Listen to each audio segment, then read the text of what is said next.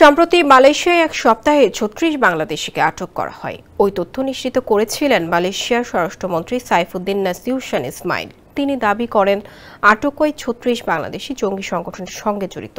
পরে মালয়েশিয়ার পুলিশ মহাপরিদর্শক মোহাম্মদ খালিদ ইসমাইল জানান, আটক বাংলাদেশিদের মধ্যে কিছু ব্যক্তি আন্তর্জাতিক জঙ্গি গোষ্ঠী ইসলামিক স্টেটের আইএসের সঙ্গে জড়িত।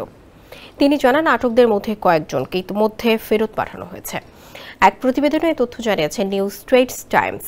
সংবাদ মাধ্যমটি বলছে, মালয়েশিয়া ইসলামিক স্টেটের আইএসের চরমপন্থী মতাদর্শে প্রভাবিত হয়ে উগ্রপন্থী কর্মকাণ্ডে সরাসরি জড়িত কিছু বাংলাদেশকে সিকিউরিটি অফেন্সেস স্পেশাল মেজার্সের অ্যাক্ট ২০১২-র আওতায় আটক করা হয়েছে।